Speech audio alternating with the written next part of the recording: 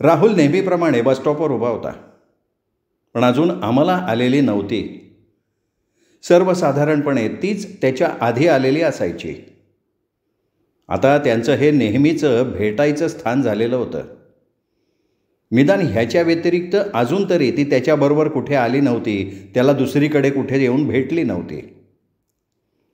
राहुल आता पूर्वीप्रमाणे तिची घरातून बाहेर पडायची वाट बघत थांबत नव्हता. तिच्या बसचं टायमिंग त्याला आता माहिती झालं होतं. नेमका त्याच वेळेला तो स्टॉपवर यायचा. आम्हाला अगोदरच आलेली असायची. क्वचित कधीतरी तिला लेट व्हायचा, तोही किती, फार फार तर 5-1 मिनटं. पण आज मात्र त्याला स्टॉपवर येऊन जवळजवळ अर्धा तास होऊन गेला होता. अमलाची नेहमीची बस जाऊन 15 मिनटं होऊन गेली होती आणि तरीसुद्धा अमलाचा पत्ता नव्हता. आज राहुल एका विशेष तयारीनं आला होता.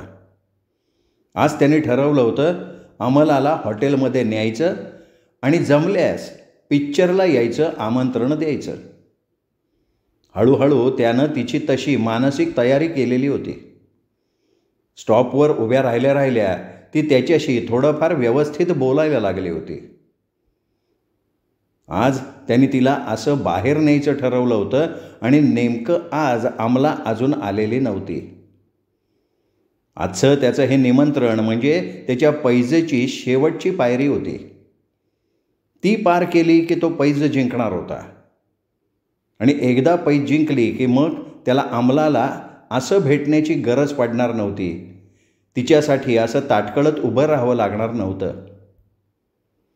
पण खरंच का पैज जिंकल्यानंतर आपण अमलाला भेटणार नाही? इतर पोरींसारखी आपण तिला सहजपणे आपल्या आयुष्यातनं बाजूला काढून टाकू? एवढ्या अल्प काळात अमलाच्या आपण इतक्या जवळ गेलो आहे की आता तिच्यापासनं दूर होणं आपल्याला फार कठीण जाणार आहे. तिचा तो निष्पाप निरागस चेहरा, तो भोळा भाबडा स्वभाव, आणि ती स्पष्टपणे कबूल करणार नाही तेवढं तिच्या धाडसही नाही, पण तिच्या डोळ्यातनं व्यक्त होणारे भाव, क्वचित प्रसंगी वागण्यातूनही जाणवणारी कृती हेच दर्शवते की तीही नकळतपणे आपल्याकडे आकर्षली गेलेली आहे. हे सगळं विसरणं आपल्याला शक्य होणार आहे का? अरे पण तिला का म्हणून आपण विसरायचं? सुदर्शनजी लावलेल्या पैजेत असा काही अंतर्भाव नव्हता ना की पैज जिंकली की तिला आपण विसरून जायला हवं. केवळ सुप्रियामुळे तर आपल्या डोक्यात असा विचार आला नाही ना. पण सुप्रियावर आपलं प्रेम आहे असं आपण कधी कबूल केलं आहे? तिच्याजवळ तर नाहीच नाही, पण स्वतःशी सुद्धा तसं कधी आपण कबूल केलेलं नाही. मग सुप्रियाशी प्रतारणा करण्याचा इथे प्रश्नच उद्भवतो कुठे? आपलं एकच चुकलं.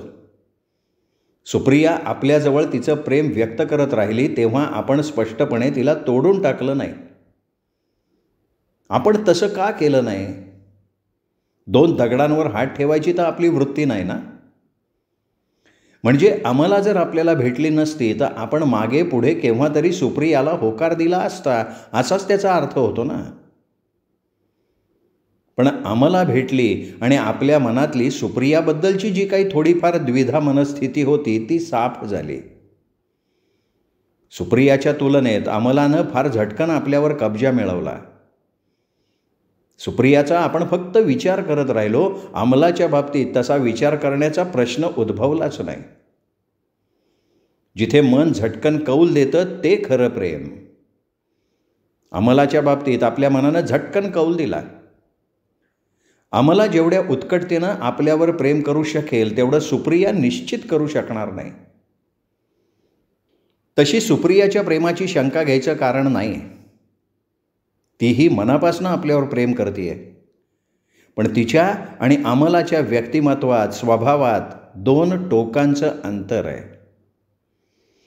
सुप्रियाला एखाद्यावर अधिकार गाजवून प्रेम करण्याची सवय आहे. प्रत्येक गोष्ट तिच्या मनाप्रमाणे झाली पाहिजे हा तिचा हट्ट आहे. प्रेमाच्या बाबतीत सुद्धा ती भलतीच व्यवहारी आहे. आपण जेवढं प्रेम करतो बदल्यात तेवढंच प्रेम आपल्याला मिळालं पाहिजे ही तिची वृत्ती आहे. आम्हाला भेटण्यापूर्वी हे आपल्या लक्षात आलं नाही, पण आता ते तीव्रतेनं जाणवतं आहे आपल्याला. समोर तुलना करण्यासाठी तेवढ्याच ताकदीचा माणूस असल्याशिवाय दुसऱ्याची कमतरता आपल्या लक्षात येत नाही, हेच खरं. या तुलनेच्या नादात आणखीनही एक फरक राहुलला आता जाणवायला लागला होता. अमला अतिशय सरळ साधी होती. फॅशनच्या बाबतीत तर सुप्रियापासून ती शेकडो मैल मागे होती.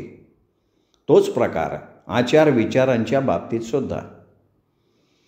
अमलाला क्लब पार्टी ह्यात फारसा रस नव्हता. उलट अशा गर्दीत ती विलक्षण कासावीस व्हायची. तिला मोकळं, शांत, एकांतातलं वातावरण हवं असायचं. ह्या उलट सुप्रियाचं होतं. तिला मित्रमैत्रिणी जमवायची भारी हौस. त्यासाठी ती काहीही निमित्त काढायची आणि अशा पार्ट्या ती इतक्या व्यवस्थित हँडल करायची की सुप्रियाशिवाय पार्टी नाही असं एक समीकरणच होऊन बसलं होतं. तिने दिलेल्या किंवा इतर कुणाच्याही पार्टीत ती जाओ, आपल्या वागण्या बोलण्यानं सगळ्या पार्टीची ती केंद्रबिंदू होऊन जायची. हल्लीच्या सोसायटीत वावरायला आपल्या सभोवताली सर्वांना बांधून ठेवायला लागणारे गुण सुप्रियात नक्की होते, ह्यात अजिबात शंका नव्हती. आणि राहुलला सुद्धा ते मान्य होतं. अजून बस मिळाली नाही? अचानक आलेल्या त्या आवाजानं राहुल भानावर आला. अमला त्याच्या शेजारी येऊन उभी राहिली होती. मिश्किल नजरेनं त्याच्याकडे पाहत होती. राहुल काही बोलण्यापूर्वी तीच पुन्हा तशाच मिश्किल आवाजात म्हणाली, काही काही ठिकाणी ते बोर्ड असतात ना, कामाशिवाय जास्त वेळ बसू नये. तसं आता या असल्या बसस्टॉपवर सुद्धा बोर्ड लावायला हवेत. फक्त बससाठी इथे थांबावं, इतर कशासाठी ह्या स्टॉपचा उपयोग करू नये. राहुलनं अमलाकडे बघितलं तर दिवसागणिक ती त्याला अधिकच सुंदर दिसायला लागली होती. अरेच्या, मी तुला फार चांगली साधी भोळी समजत होतो, पण तू तर नाही नाही म्हणता चांगली बोलायला शिकलीस की, राहुल तिला म्हणाला. नाही म्हटलं ना तरी संगतीचा थोडाफार परिणाम होतोच माणसावर, नाही का? कसं आहे, शेवटी माणूस हा संस्कारक्षम प्राणी आहे ना. अमलानं राहुलचा अंगावर येणारा बंपर छानपैकी हुक केला. राहुलनं मग बंपर वेंपर टाकायचं सोडून आपला सरळ साधा प्रश्न टाकला. आज एवढा उशीर का झाला? मला तर वाटलं होतं की तू आता येतच नाहीस. मी सांगायचं विसरले, आजपासून गॅदरिंग सुरू आहे. खरं म्हणजे आज आणखीन घरातनं उशिरा निघाले असते ना तरी चालण्यासारखं होतं. केवळ तुमच्यासाठी मी लवकर आली आहे. लवकर? राहुलनं चेहराच वेडावाकडा केला आणि मग म्हणाला, फार मेहरबानी केलीत आपण आमच्यावर एवढ्या लवकर येऊन. त्याच्या स्वरातलं व्यंग अमलाला कळलं. ती काहीशी हसून म्हणाली, कमाल आहे. बेस्टनं तुमच्यासारख्यांसाठी ऊन लागू नये म्हणून एवढी छान शेड उभारली आहे. या शेडखाली सावलीत आरामात उभं राहून तुम्ही इतके कंटाळलात? कंटाळलो असतो ना तर अजून इथे थांबलो नसतो. वाट पाहणं ही किती मोठी शिक्षा आहे याची तुला अजून कल्पना नाही. जेव्हा अनुभव येईल तेव्हा तुला त्याची कल्पना येईल. ओके, निदान या जन्मी तरी असा अनुभव माझ्या वाट्याला येईल असं वाटत नाही. पुढच्या जन्मी मात्र मी अशीच तुमची वाट बघत इथे थांबेन. हवं असेल तर वचन देते. अमला हसून म्हणाली, लोक या जन्मी दिलेली वचनं पाळत नाहीत, तू पुढच्या जन्मीचं वचन देतेस? मग मी नेहमी दूरचा विचार करते. राहुलनं कोपरापासून हात जोडत शरण आल्यासारखी मान डोलावली. माझ्या कल्पनेपेक्षाही तू बोलण्यात भलती पटाईत निघालीस. म्हटलं ना, संगतीचा परिणाम आहे हा. शिवाय काही माणसं तर बोलण्यात एवढी पटाईत असतात की बोल बोल म्हणता ते एखाद्या मुलीची रात्रीची झोपसुद्धा पळवून नेतात. अमला तिरक्या नजरेनं राहुलकडे बघत म्हणाली. अप्रत्यक्षरित्या का होईना पण अमलानं त्याच्यावरच्या प्रेमात पडलेली ही पहिली कबुली होती. हीच संधी. राहुल अगदी सहज बोलल्याप्रमाणे म्हणाला, म्हणजे आज तुला कॉलेजला जायची काही घाई नाही आहे तर चल कुठेतरी बसू, थोडा वेळ गप्पा मारू. पण मैत्रिणी माझी वाट बघत असतील. आमचा एक एक ग्रुप केला आहे, प्रत्येक ग्रुपला कामं वाटून दिली आहेत. तेव्हा अमलानं टाळाटाळ करायचा प्रयत्न केला. पण राहुलनं आज तिचं काही ऐकायचंच नाही असं ठरवलेलं होतं. तो म्हणाला, अगं आत्ताच तू म्हणालीस ना कॉलेजला उशिरा गेलं तरी चालण्यासारखं आहे. माझ्यासाठी म्हणून तू लवकर आलीस ना. स्कूटरवरनं जाऊ. तुला वेळेवर कॉलेजमध्ये सोडलं म्हणजे झालं ना. नाही नको, आपण बसनं कॉलेजलाच जाऊ. तिथे गेल्यावर तू पुन्हा म्हणणार, ओळखीच्या मुली बघतील, कॉलेज जवळ आलंय, आता तुम्ही जा. त्यापेक्षा कुठेतरी जरा आरामात बसू. अमलानं क्षणभर विचार केला आणि मग म्हणाली, बरं ठीक आहे, पण मी कुठल्याही हॉटेलात वगैरे नाही येणार, मला नाही आवडत ते. All right. हे बघ, आपण असं करू, कमला नेहरू पार्कमध्ये जाऊ. यावेळी तिथे फारशी गर्दीही नसते, शिवाय शांत निवांतपणा आहे. मग एखाद्या झाडाखाली बसून गप्पा मारू. चले का? हो. राहुलनं लगेच समोरच्याच बाजूला पार्क केलेली स्कूटर आणली. काहीशी बिस्कत आम्हाला मागच्या सीटवर बसली. राहुलनं लगेच स्कूटर स्टार्ट केली. आज पहिल्यांदा आम्हाला त्याच्याबरोबर अशी स्कूटरवर बसलेली होती. म्हणजे आता खऱ्या अर्थानं त्यांनी पैज जिंकलेली होती. आता नुसती स्कूटर वळवून तो सरळ सुदर्शनच्या दुकानासमोर जाऊन उभा राहू शकला असता. सुदर्शनला त्याच्या डोळ्यासमोर आम्हाला राहुलच्या मागच्या सीटवर बसलेली पाहायला मिळाली असती. पण का कोण जाणे, राहुलला तसं करावंसं वाटलं नाही. त्यांनी स्कूटर कमला नेहरू पार्कच्या दिशेनं घेतली होती. आम्हाला त्याच्या मागे बसली होती खरी, पण अंग चोरून. त्याच्या खांद्याला, पोटाला आपल्या हाताचा विळखा घालण्याऐवजी तिने एका हातानं मागची स्टेपनी आणि दुसऱ्या हातानं राहुल बसला होता त्या सीटची मागची लोखंडी कड घट्ट धरून ठेवली होती. आत्ता हिच्याच जागेवर सुप्रिया असती तर तिने आपले दोन्ही हात त्याच्या पोटाभोवती टाकले असते. त्याच्या पाठीवर तिने आपला सगळा भार टाकला असता. आपला चेहरा अगदी त्याच्या गालाला घासला जाईल इतपत जवळ नेऊन संपूर्ण रस्ताभर ती त्याच्या कानाजवळ बडबडत राहिली असती. सुप्रियाचा त्याच्या पाठीला होणारा स्पर्श, चेहऱ्याला लावलेल्या सुवासिक पावडरचा गंध, केसांना येणारा उंची शॅम्पूचा सुवास, नकळत कधी कधी राहुलचा स्वतःवरचा ताबा सुटेल अशी त्याला भीती वाटायची. सुप्रियाच्या स्पर्शात तेवढी ताकद नक्कीच होती. आणि राहुल कितीही केलं तरी शेवटी पुरुष होता.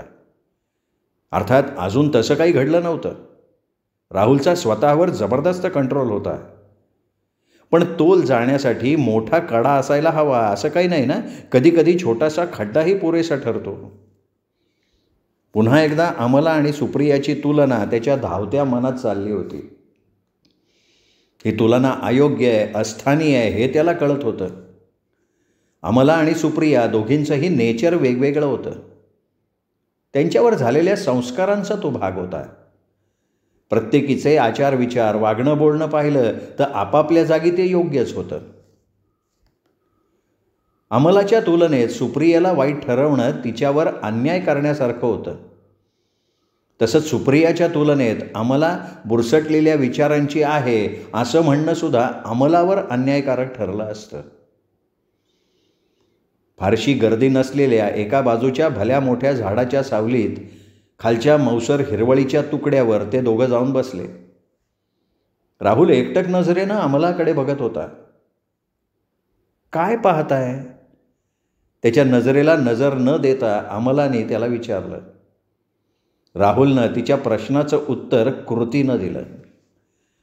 अमला त्याच्या शेजारीच बसली होती.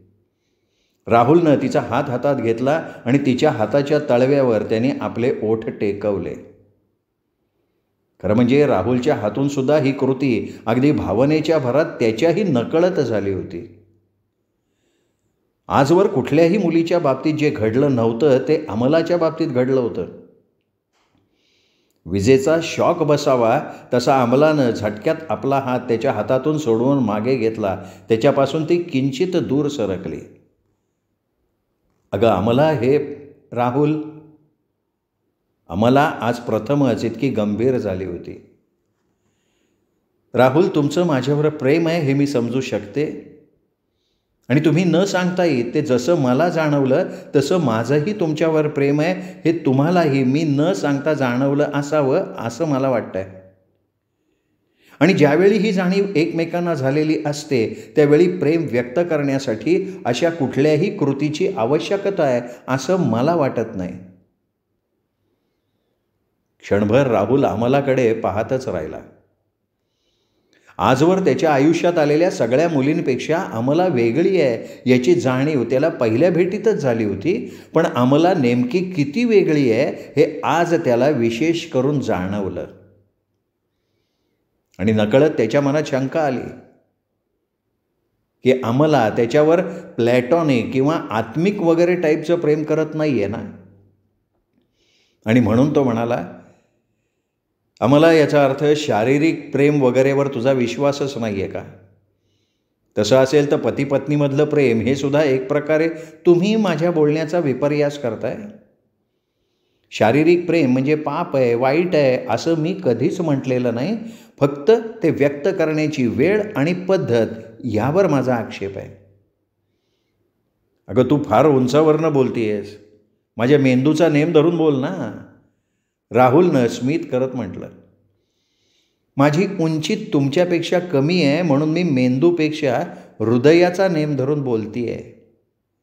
अमला किंचित हसून म्हणाली, माझ्या म्हणण्याचा अर्थ एवढाच आहे, लग्ना अगोदर जे असं शारीरिक सुख लुटण्याचा प्रयत्न करतात त्यात प्रेम कमी आणि आकर्षण जास्त असतं. म्हणजे फूल नीट उमलण्यापूर्वीच ते तोडण्याची घाई केल्यासारखं. शिवाय लग्नाआधीचं शरीर सुख लुटण्यानं फार तर शरीर शांत होतं, पण मन अशांत राहतं आणि ज्या सुखातून मनशांती मिळत नाही त्याला मी तरी सुख म्हणत नाही. थोडक्यात तुझा माझ्यावर विश्वास नाही. राहुलनं एकाच वाक्यात तिच्या सगळ्या बोलण्यातून व्यक्त होणारा मतितार्थ काढला. विश्वास नसताना तर मी अशी इथे तुमच्याबरोबर आलेच नसते.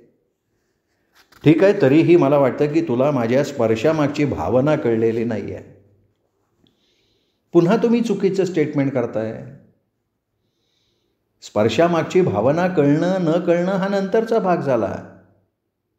प्रत्येकाची काही एक तत्त्व ठरलेली असतात आणि माझ्या बाबतीत बोलायचं तर जी गोष्ट मला पटत नाही त्याबद्दल मी कधीही आणि कुठेही तडजोड करू शकत नाही. अमलाचा स्वर अगदी दृढ होता. बरं बाबा, आता यापुढे मी तुला स्पर्श करणार नाही. अगदी माझी सावलीसुद्धा तुझ्या अंगावर पडू देणार नाही. ज्या दिशेनं सावली पडत असेल त्याच्या विरुद्ध दिशेला मी उभं राहीन. मग तर झालं.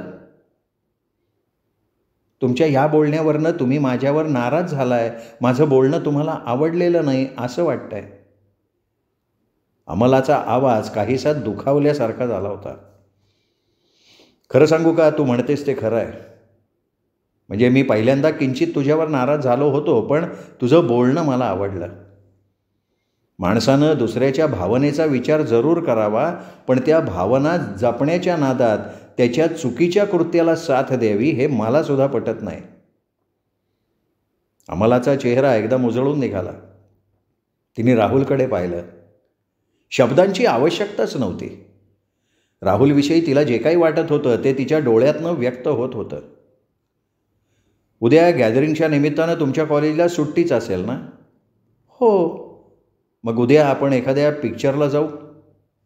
राहुलनं मुद्दामच जाऊयात का या प्रश्नार्थक वाक्याचा उपयोग केला नाही. सरळ जाऊ असं बोलून तिच्या नकाराची शक्यताच नष्ट करून टाकली होती.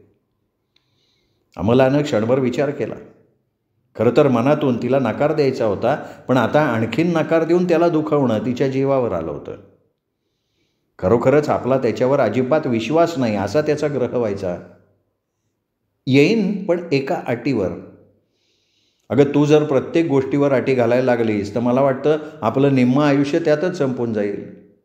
एनिवे, बोलिये, क्या शर्त है जनाब आपकी? राहुलनं किंचित मान झुकवत विचारलं. थिएटरच्या अंधाराचा फायदा घ्यायचा नाही. अगं, आता एवढं मोठं लेक्चर तू मला दिल्यावर सुद्धा मी असं काही करेन असं तुला वाटतं का? एवढा निर्लज्ज आहे का मी? राहुल आता मात्र खरोखर मनातनं अमलावर रागावला होता. या पोरीचा अजूनही आपल्यावर विश्वास बसत नाही. अमलाच्या आई लक्षात आपली चुकी आली. आपला त्याच्यावर विश्वास बसत नाही असा त्याचा ग्रह होऊ नये म्हणून आपण त्याच्याबरोबर पिक्चरला जायला तयार झालो आणि अप्रत्यक्षरित्या पुन्हा त्याच्यावर विश्वास नाही असंच आपण सूचित केलं. सॉरी. अमलानं पटकन आपली चूक कबूल करून माफी मागितली आणि मग त्याला खुलवण्यासाठी म्हणाली, कुठल्या पिक्चरला जायचं? रामभक्त हनुमान. अतिशय सुंदर पिक्चर आहे, स्वस्तिकला लागला आहे. राहुल गंभीर चेहऱ्यानं म्हणाला, रामभक्त हनुमान? अमला राहुलच्या तोंडाकडे पाहत राहिले. अमलाच्या त्या चेहऱ्याकडे बघून राहुलला मनातनं जाम हसू येत होतं, पण त्यांनी चेहरा अगदी गंभीर निर्विकार ठेवला होता. हां, म्हणजे काय आहे अगं, इंग्लिश पिक्चर बघायचे तर त्यातले शॉर्ट्स तुला आवडणार नाहीत? म्हणजे ते बेड सीन, किसिंग सीन वगैरे वगैरे. हिंदी पिक्चरमध्ये सुद्धा नायक नायिका लग्नाआधी मिठ्या मारत, बागेतनं गाणी म्हणत एकमेकांच्या मागे पळत असतात. तुझ्या तत्वात असलं काही बसत नाही ना, म्हणून. राहुलनं बरोबर आपली फिरकी घेतली हे अमलाच्या लक्षात आलं. त्याच्या गंभीर चेहऱ्यामागचा मिश्किलपणा तिच्या लक्षात आला. मग तीही मुद्दामून गंभीर चेहऱ्यानं म्हणाली, हो चालेल की, मी सुद्धा कित्येक दिवसात हनुमानाला पाहिलेलं नाही आहे, आपण त्याच पिक्चरला जाऊ. राहुलच्याही लक्षात आलं अमला मुद्दाम आपल्याला चिडवते. म्हणे कित्येक दिवसात हनुमानाला पाहिलेलं नाही आहेस. अगं मग तुझ्यासमोर आत्ता बसलाय तो कोण आहे? अरे तुम्ही हनुमान आहात? सॉरी मी समजले तुम्ही राम आहात. आणि तुमचीसुद्धा बरेच दिवसात हनुमानाशी गाठभेट झाली नाही, म्हणून तुम्ही रामभक्त हनुमान बघायचं म्हणताय. राहुलनं पुन्हा अमलासमोर शरणागती पत्करली. मी माझे शब्द परत घेतो, कोणता पिक्चर बघायचा ते तू ठरव. अमर प्रेम. अगोदरच ठरवून ठेवल्याप्रमाणे अमलानं झटकन नाव सांगितलं. कुठे मराठा मंदिरला लागलाय ना? उद्या 3चा शो बघू, चालेल ना? हो चालेल की. श्रोते हो, हा होता सुरेश वैद्य लिखित दुहेरी या कादंबरीचा 5वा भाग, 6वा भाग उद्या. पण तत्पूर्वी एक नम्र विनंती, अजूनही तुमच्याकडून चॅनल सबस्क्राईब झालेलं नसेल, तुमच्याकडून चॅनल सबस्क्राईब करायचं राहून गेलं असेल तर आत्ता वरती उजव्या हाताला माझा फोटो आहे, त्या फोटोला क्लिक करा, चॅनल सबस्क्राईब करा. ही एकच नम्र विनंती. भेटूयात उद्या सुरेश वैद्य लिखित दुहेरी या कादंबरीच्या 6व्या भागासह. तोपर्यंत नमस्कार मित्रो.